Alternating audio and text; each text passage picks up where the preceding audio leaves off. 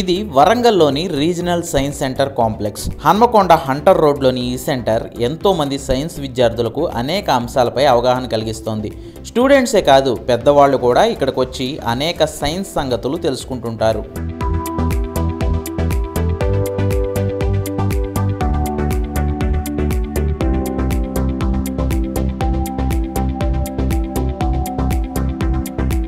వరంగల్ నగరంలో science centre ఏర్పాటుకు ముఖ్యమంత్రిగా ఉండగా 1989లో ఎన్టీఆర్ నిర్ణయం తీసుకున్నారు. ఉమ్మడి ఆంధ్రప్రదేశ్లో విజయవాడ, తిరుపతితో పాటు వరంగల్లో సైన్స్ సెంటర్ ఏర్పాటుకు నిర్ణయించారు. కానీ అది కార్యరూపం దాల్చలేదు. తర్వాత 1999లో అప్పటి సీఎం చంద్రబాబు వరంగల్ సైన్స్ సెంటర్కు భూమి పూజ చేశారు. కానీ నిధుల మంజూరులో జాప్యం జరిగింది. ఆ తర్వాత వైఎస్ రాజశేఖర రెడ్డి సీఎంగా ఉండగా ఈ వరంగల్ సైన్స్ సెంటర్కు 5 కోట్ల రూపాయల నిధులు విడుదలయ్యాయి. 14 ఎకరాల విస్తీర్ణంలో చకచకా నిర్మాణ పనులు జరిగాయి. కానీ ప్రారంభం జరగక ఎన్నో ఏళ్ల పాటు నిరుపయోగంగా ఉండిపోయింది. తెలంగాణ రాష్ట్రం ఏర్పాటు తర్వాత 2015లో దీన్ని ప్రారంభించారు.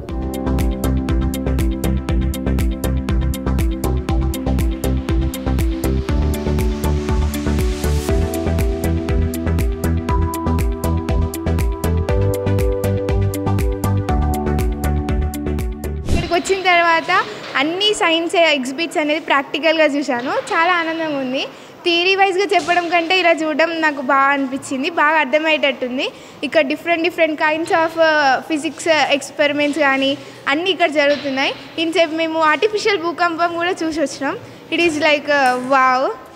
3 అంతస్తుల ఈ భవనంలో physical science, space science, solar power, పర్యావరణ సైన్స్, మానవ శరీర నిర్మాణంతో పాటు మొత్తం 69 విభాగాల్లో సైన్స్ ఎగ్జిబిట్స్ ఉన్నాయి.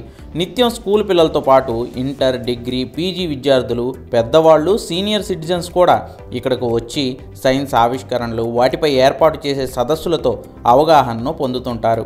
పుస్తకాల్లో చదివిన దానికన్నా, క్లాసులో విన్నదానికన్నా ఇక్కడ ప్రాక్టికల్గా చూసి నేర్చుకోవడం చాలా ఉపయుక్తంగా ఉందని స్టూడెంట్స్ చెబుతుంటారు. Did not expect this many experiments we are seeing in this science fair. And ఎన్నో విషయాలు మేము ఇందులో తెలుసుకుంటున్నాము. ఎక్కడెక్కడికో పోయి చూడాలని అనుకొని ఆశలతో వచ్చేవాళ్ళం అందరము ఇక్కడికి సైన్స్ ఫేర్ ద్వారా వచ్చి నిజంగా చూడడం మాకు ఎంతో ఆనందంగా అనిపిస్తుంది. నేను ఇక్కడ సైన్స్ ల్యాబ్ని చూడడానికి వచ్చాను. ఇక్కడ చాలా చూసాను. ఇప్పుడు నేను చూసుకున్నాను. ఇంకా చాలా రకరకాలైన విషయాలు ఇక్కడ చూశాను, నేర్చుకున్నాను.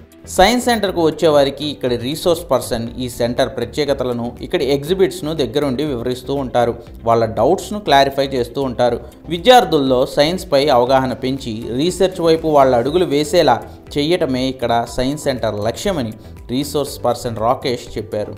ఈ యొక్క సైన్స్ సెంటర్ ముఖ్య ఉద్దేశం ఏంటంటే విద్యార్థుల లోపల సైన్స్ పరిజ్ఞానాన్ని, వారి యొక్క నైపుణ్యాలను రాబో తరాల్లో రీసెర్చ్ ఓరియంటేషన్గా ఉపయోగపడే విధంగా సైన్స్ విషయాలన్నీ కూడా ఇక్కడ విద్యార్థులు నేర్చుకొని వెళ్తున్నారు. మారుమూల ప్రాంతంలో ఉన్నటువంటి ప్రతి ఒక్క ప్రైవేటు, ప్రభుత్వ పాఠశాలలో చదువుతున్న విద్యార్థులందరూ కూడా సైన్స్ పట్ల మక్కువ పెంచే విధంగా, సైన్స్ అంశాలపైన వారిని ప్రోత్సహించే విధంగా, ఒక మేధో మదనాన్ని క్రియేట్ చేసే విధంగా, సైన్స్ పట్ల వారికి ఉన్నటువంటి ఇంట్రెస్ట్ని పెంపొందే విధంగా మేమందరం కూడా పనిచేస్తున్నాము.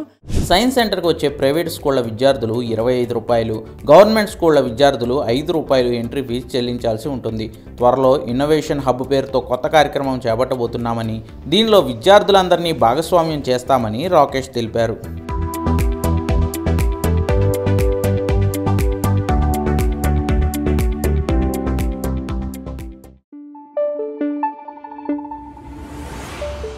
Thank you.